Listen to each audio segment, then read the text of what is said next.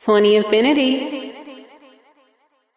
96.7 The Beat, the A, hip hop and R&B. I am Moran, the man, and we are in store for another edition of the 404 Spotlight, brought to you by 20 Infinity. Shout out to the gang, and this feels amazing because it's always good to be able to chop it up with an artist like right when they finna blow up. So once they blow up, I could be fake and be like, "Hey, you remember me, shouty?" But nah, this is actually one of my partners. She been putting in work in the city for a long time. Introduce yourself, young lady. Hello. My name is Kiya Lacey. What's Her up? voice is so sensual. Y'all hear that, y'all? And I just want all the artists out there to know that Kiya Lacey came to her interview. She was 10 minutes early, Yes. professional at its finest. Yes, gotta be on time or you're late. Absolutely. Gotta be early or you're late, honestly. True that. So how's Kiya feeling? How you doing? Whew, I am feeling good. I think you put it at the best words. It is a transition. This is like the biggest transition of my life.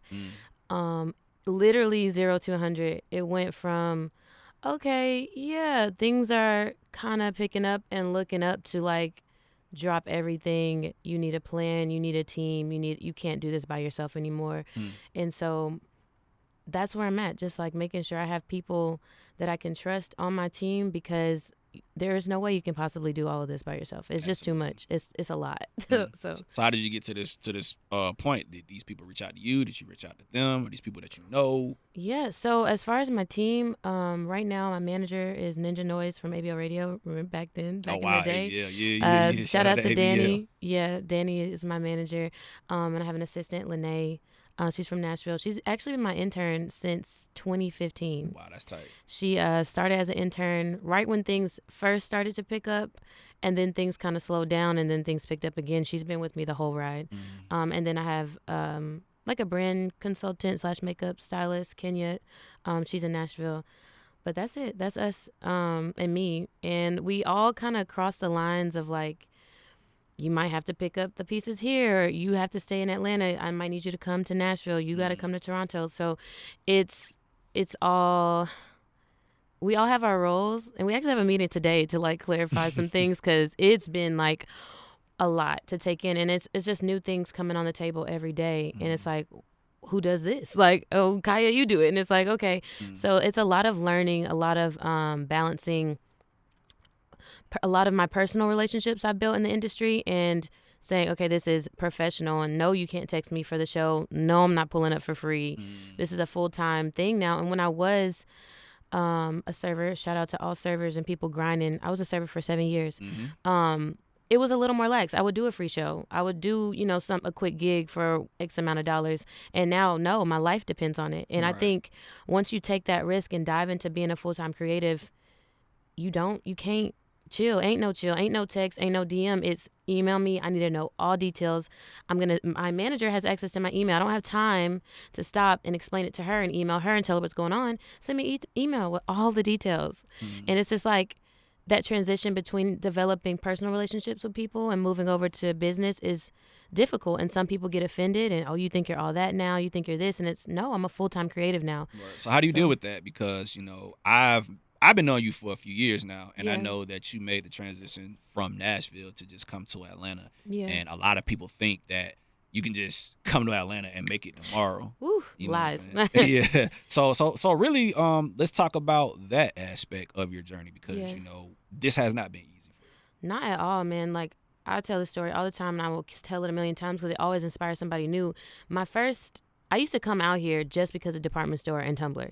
Like, I knew of Awful, of like Made in Tokyo, Trinidad James, OG Mako, just off of Lil Uzi Vert, just off Tumblr and just online Twitter. Uzi used to do shows at department stores. Yeah, and I would see that stuff, McConan, everybody online, and I would say, dang, that's so cool. Like, Abra, she was fucking bartender there. Like, I wasn't even allowed to go into there. It's closed now, so we could talk about it. Yeah. But I definitely was telling people I was a photographer from Nashville. I had a camera that was my mom's. I didn't even know how to use it. Oh no, that's the ultimate finesse. And just I show was up like, with a oh, camera. I'm a photographer, and I'm shooting whoever was performing that day. I'm shooting this person. I need to get in. They're like, well, where's your ID? I'm 19. It doesn't matter. I'm from Nashville, Tennessee. I'm a photographer. I go to Belmont University, which that part was true, but I literally didn't know what other way. And I had never really been to a club. So department store was my introduction to black culture, to clubs. I grew up in Nashville, all white people. So walking in, I remember the first time I walked into department store, it was like culture shock for me. Wow. I never seen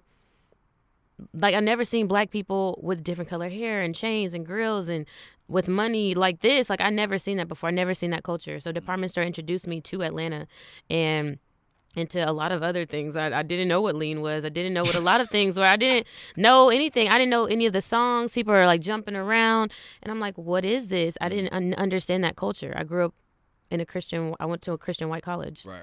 So that wasn't easy for me. My first show in introduction to the Atlanta scene, thank God, was through Afropunk. They had Battle of the Bands in 2015. I submitted last minute. It was like the deadline. I submitted, and you had to technically, it was supposed to be bands submitting, and I was like, okay, Kiya Lacey and my band. Like I didn't even have a band, and I submitted and I got in, and I was able to do the online audition process, the voting, and shout out to Robbie. He ended up winning that time. That was 2015. Afropunk didn't even happen that year, though. Oh, yeah, that was when the tornado. Yes, and that was probably my angels like, gratata. It ain't even happening for nobody, no. But Robbie is like a big bro, and that's, that's very fam. very talented. And shout out to him. Yeah, and that was just like my introduction to the scene. And everybody was like, who is this girl? She has pink dress. She works hard. What is she doing? How does she even get here? Because everyone else was from Atlanta or Florida in the near area. Right. I had no fans there. It was me, my mom, my brother, and like 2 cousins. Right. And so part of the reason why I didn't win is because you were supposed to meet a certain ticket sales that I didn't meet. That was my first show in Atlanta. So it is what it is. And I think it taught me how to work harder. It definitely was a great performance and an introduction for me. Right. I was definitely like letting people know, okay, I'm not coming to play games. When I decided to move here, I actually drove here. I printed stickers and CDs, and I stood in line for 2 hours for Roar Fest. I think it was the second Roar Fest. At Masquerade? No, it was at the Georgia Fried Depot. Yeah. It was so hot. They were passing out water. I waited in line. I got in there, and that's actually the first time I met Danny, my manager, in person. And that was a sold out show. I remember. Yeah, I was passing out CDs to everybody, stickers. I met a lot of people. Shout out to Earth Gang. I met Earth Gang that day. Bosco, Miriam Mariba that day. I met a lot of people that day, and those are the same people that still like held me down later on. I saw Andre 3000 from afar. Right. That was a culture shock for me too, just seeing that many black people. This is a black guy's headlining show, and it's sold out, and there's all these people here, and it was like an inspiration. Shout out to Love Renaissance too. It was like, dang, I can really do this. Yeah. And that night, my car got stolen. All my CDs, all my stickers, everything was gone. And my mom was like, come back to Nashville. Atlanta's not for you. You don't know how to maneuver there. You're a young girl. You can't be there by yourself. And I told her, I'm going back. I took the megabus back and decided I'm moving. Where did you live? I was in Mechanicsville.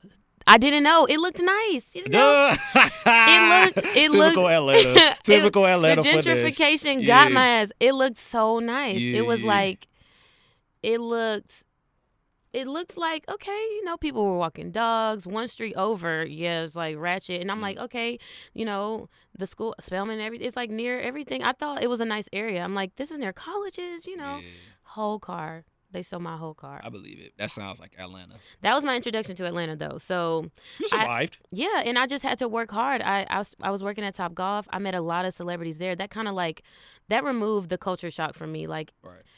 It was just like, okay, here is Young Thug. This is Mr. Raymond. You're serving him today, and this is T.I. And, like, I was able to just see people and be like, that. I was removed from the Tumblr, oh, my God, this is really them in real life, to that's T.I. and he golfs here. And that's Ludacris. He rented the floor. Like, it was just, it became very normal, and I just had to do a job, and I was very good at my job. I was top 4 in sales there. I worked there for 2 years. And I was a part of event staff. Anything that I do, I go all the way into it. And I realized at some point, I cannot give myself to a job anymore. I need to put that same energy into my career. But what's going to fund my career? The only thing I could do was serve at that time, because that was the only thing that could let me call off work or travel and come back and forth. Yeah. So how do you deal, because, earlier you stated that due to the fact that you're taking yourself more serious, you've been dealing with backlash, people saying you're fake, this is that, and third. How do you deal with that? Because unfortunately, when it comes to this, you have to level up eventually. Yeah. And say no to things.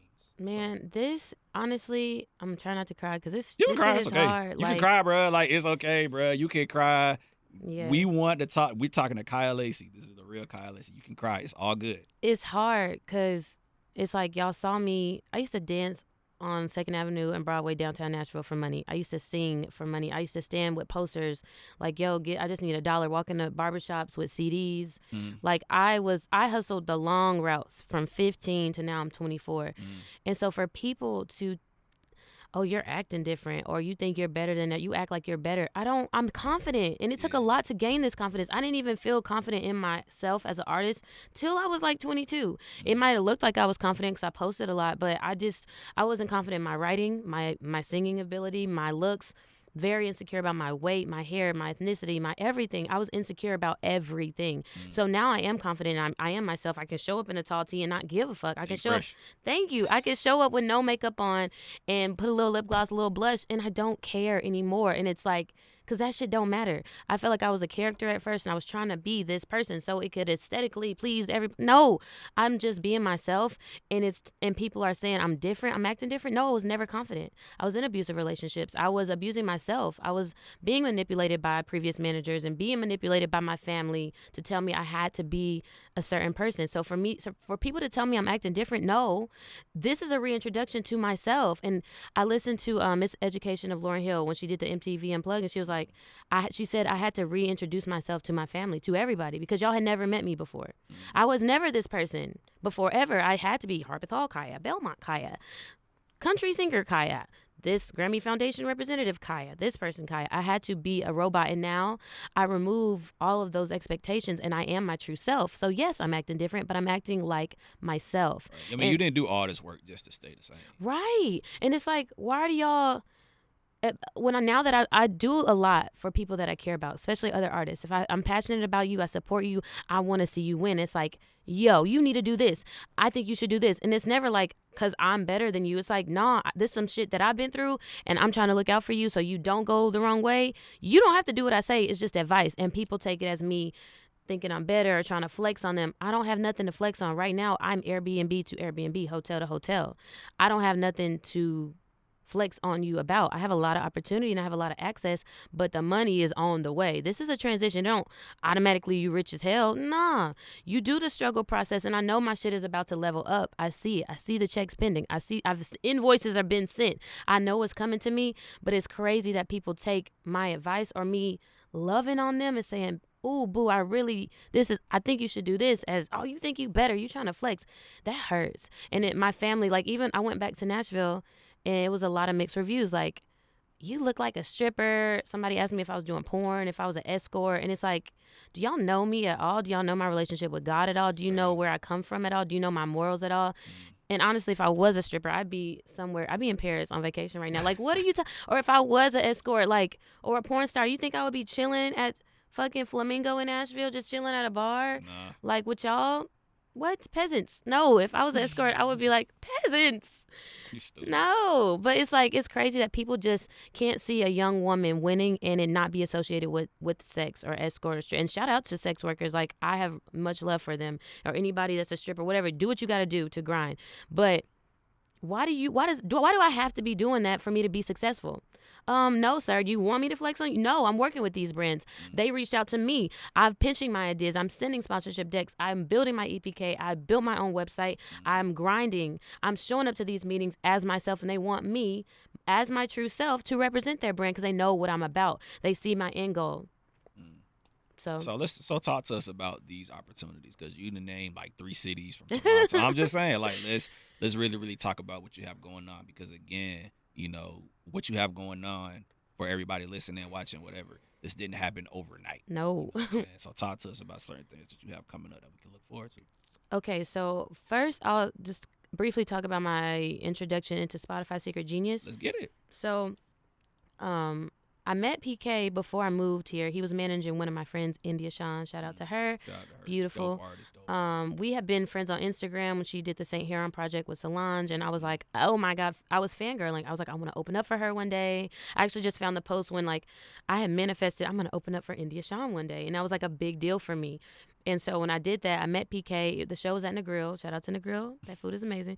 And I just remember this tall, bald black man, and I was like, dang, he's kind of scary. And I would see him around on the scene. I didn't really know what he did outside of managing her.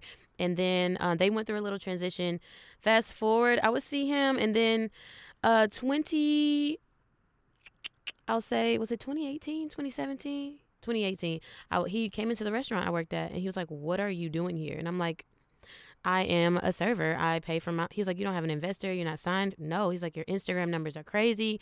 Your music numbers are crazy. How are you doing this?" I said, "I record at home. I just make it shake." And he was like, "Okay, let me see how I can help you." I just started working with Spotify. We have this program called Secret Genius. We're about to launch it at the Love Renaissance Studio. Here's my email, wrote it on a little receipt, gave it to me. I took that email back to our back office, and I held it and prayed. I said, "God, please let this do something for me. I cannot work here no more. I'm tired. I'm working 7 days a week. I was cleaning houses, cleaning Airbnbs, serving, doing everything I could, working, doing little side jobs, working doors." And I'm just like, please, I held that paper and I was like, "God, I need this to do something for me. I cannot serve tables no more. This shit is crazy." So I emailed him, and we set up the first Spotify Secret Genius session at Love Renaissance Studio. The first songs I recorded were Down, Give In. I just released both those songs, and then I have a couple other that I'm about to release. And right after every session, I send him a thank you note, and I send him a folder with everything. And he was like, fast forward, the song Down was one of the first I recorded there. It got in all these Apple Music playlists, and I dropped the video, and I launched the whole Yeehaw thing, and everybody was like, "Yo, you're doing something dope for Nashville. You're showing people, yeah, you still country, but Nashville doesn't have to be country music, but you still put it on for your culture, because that's where I grew up. I've always had cowboy hats and the bow ties and the everything, the boots and the everything." And so it was me putting on for my culture. And PK, that's his name, PK from Spotify, he was like, "I admire what you're doing, and you're standing for something. And every time after you finish a session, you send me a folder. You're very professional. You got it organized by the date." Spotify, I'm just like that. I have to do that for my mind. Fast forward, I found out about Invest Atlanta program. They were doing this exchange, Toronto artists to Atlanta, Atlanta artists to Toronto. They only had room for two, one producer, one artist, one. And they had already picked other people like Rachie from Rock Nation, Milk and Cookies guys, Epic Records. They were sending managers, lawyers, all to represent Atlanta, and one artist to represent the city of Atlanta. My title would be brand ambassador for the city of Atlanta. And I'm like, they're not going to send me. I'm not even from Atlanta. I don't know if I've done enough in the city for them to recognize that. And so I emailed PK, "Hey, how do I apply? What do I have to do? Because you never know, I might be able." And he said, "Apply. What is your passport number?" And so he sent me my flight, and I was able to go to Toronto through Spotify Secret Genius. They sent me there for 4 days for Canada Music Week. I was there representing artists from Atlanta. And it kind of turned into artists from America, because I didn't meet any other, at least independent American artists. Everybody else was already popping. So it kind of instant, oh, that's Kiya Lacey. She's here with Spotify. She's that girl. It instantly put me in that position. I'm walking into a room with Rock Nation and with Spotify, SoundCloud, and I'm at a table with Factor in Canada. They're an amazing program. That Factor in Canada literally is a government funded program that donates grants to artists. Wow. They want their artists to succeed. And is that only in Canada, or is that that's just in Toronto, in Canada. You apply to Factor, and they, you can apply for a grant for your videos, for your music, for travels to America, because they recognize the importance of art spreading around and bringing tourists back to the city. Like me, I would never know about it. Factor I think they were a part of that with Invest Atlanta and Spotify bringing us there and sponsoring us being there. So they sent us there for 4 days. By the second day, I had a contact list of about 50 people. I was, "My name is Kiya, meeting everybody, not just artists, not everybody. I'm talking about legit contacts." And I said, "Dang, I want to stay." Little personal here. I had gotten into it with my ex, and he told me I could never fall back on him. I could never come back to our apartment. Bet. My job too, I told him, "Hey, I can't come back yet. You'll never have us to fall back on." It was a restaurant job. And I said, "You know what? Bet." I think I had just enough for my Airbnb in my savings, and just enough for my flight, which they weren't able to cover, changing my flight. They didn't have insurance on the flight. I said, "It doesn't matter."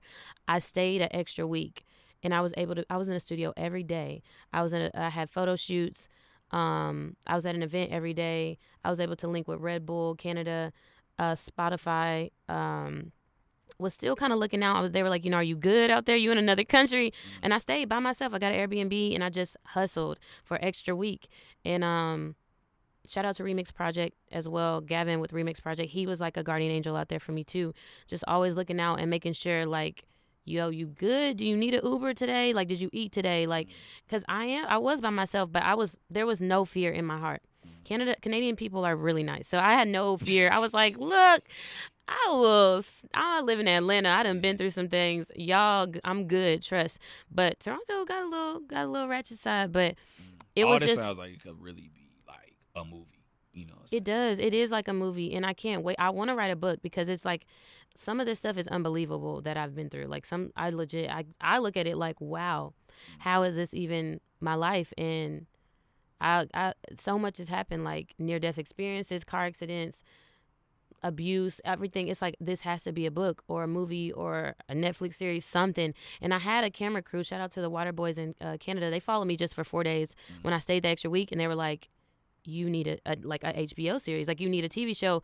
No one would believe your life. Like I literally had to, I had, sometimes I overbook myself, and that's why I do need another business manager. I had booked like a photo shoot, a party appearance kind of thing, and then a studio session, all this stuff, and I forgot to shave. I literally had to go to the Starbucks and I bought a razor, and I went to shave in the bathroom because I had a photo shoot in my armpits. I was like, oh my gosh. So I went to the Starbucks and I like bought everybody a coffee, and I was like, just don't make it that obvious. And I went to the bathroom. I had to shave in the bathroom, and they were like, you are crazy. Like you are just spontaneous, and they were just like, you work really hard. I am determined. Like I said when I got that text that I had no place to go back to back in Atlanta, I had no job to go back to. It was like, okay, you can either crumble and just be homeless. Like what was my other option? Or stay in Canada and make it shake. So I stayed, and I just been back and forth ever since then. I think it was May 8th was the first time, and I just been back and forth, hustling, going there, back home to my hometown, Nashville, Atlanta, back there, and it's just do. Go to New York, 54-minute flight. It's a 2-hour flight from Atlanta. True that. Back and forth. Absolutely. All that is good. You know what I'm saying? Your stars are clearly aligning. Somewhat. Clearly your stars are aligning. So we always like to end these types of interviews with just positive energy, positive love. What are some advice that Kiya Lacey can give to anybody that's on the come up? I want to do music. I'm scared. I want to leave my city. I want to come to Atlanta. What is some advice that this lovely lady can provide? I would say get out of yourself. Get out of your head. Right. And I think the biggest... Once I sat down, I was living in LA for a little bit too, depressed. And I was like, oh, I don't like it here. I got to come back to the South. I need American Deli. I need grills. I need ratchet shit. I need real experiences. And I literally wrote down, if you're in a transition right now, this is the best thing I could tell you to do. I didn't know where I could go. And I literally wrote down every city, my major cities, Atlanta and Nashville. It was just those at the time. And in LA, who do I know in all these cities that could help me with my career, whether it be someone from radio, a photographer, a videographer, producer, someone that does nails and hair, makeup, stylist. I literally wrote down all the things I need as an artist and all the people I knew in all of those categories in each city. And I reached out. I sent emails. I said, hey, I have $100. Can you possibly shoot? I know you charge X, but this is what I can do. And I created community. I created that, and you never know till you reach out. Get out of your head. Oh, I'm just gonna work my job for 2 more years and then save up, then do this EP. No. Why? I saved all of my tips. I would save a percentage of my tips for a video. I would make a plan. You don't wait till you get X amount of dollars and then make a plan. By that time, I'm gonna be 30. Like, I don't have time for that. I literally sat down in, I think, December of 2018 and said, I'm going to change my life. I'm going to quit my job by June. This is how I'm going to do it. And I quit my job in May. There were many blessings coming in out of the blue, but I actually manifested all of this. I planned all of this. I wrote out all the brands I want to work with, everybody I want to shoot with, everything I want to do. And I just saw it. I spoke it. I went into the ocean and said, God, please give this to me. I need this, please. And there's many times that I cry. There's many times that I'm sad. And I'm like, oh my gosh, I woke up $900 in the hole a couple of days ago. And I'm like, how did this happen? And you literally cannot, you either going to sink or swim or float, jump out of that water and say, how can I fix this? Who can I reach out to? What other brand can I reach out to? Hey, I need this for this. And also remember, like, sometimes family isn't going to be there to support you until they see you popping. And that's something that has been the most difficult for me. But just know that even if you have yourself and even if you believe in yourself, that is the most important. Because if you don't believe in yourself, who is? Right. That's real. That's real. That's real. I just want to take the time out of my life to say thank you, Kiya Lacey, for pulling up. Oh. Congratulations to you on all your success. Do you still pray and listen to Nook if you buck? Yes, Hey. I do. Like, that is one. Also, shout out to Rico Nasty Poppin'. That's one of my favorite. I'm a poppin' ass. Yeah, Let shout me out to Rico. remind ya. And shout out to Meg The Stallion. I love her. Realer. I keep it realer than real. Ooh, yeah. Don't worry about what I do. I ain't worried about you. Yes, I love her. Well, I just want to tell you congratulations. Thank you. Rooting Thank you for believing girl. me. Nah, man. Hey, I rock with you. You know what I'm saying? You are definitely on your way. And if I can help you, I'm here to help. You know what I'm saying? 100%. Instagram, Twitter, website, your music, plug all of that right now, man. So everybody can get in contact with Kiya Lacey, who popping. Yes, it's very simple. KIYALACEY, Kiya Lacey, on all streaming platforms, on all social media. Also, KiyaLaceyMusic.com. Also, I do want to plug my event production and event series, Not My First Rodeo. Hey. We do have an event series. We have a residency in Atlanta at the Music Room, in Nashville at the Back Corner, and we're now officially a Red Bull party. Hey, so, yeah. That's tight. Congratulations. Thank you. Congratulations. Look at you, girl. Damn. Congratulations. Thank you. And I look forward to seeing everything that's about to happen because it's definitely coming. Yay. I'm Moran, the man. Another edition of the 404 Spotlight brought to you by 20 Infinity on 96.7 The Beat, the Ace of Pop and R&B. We out.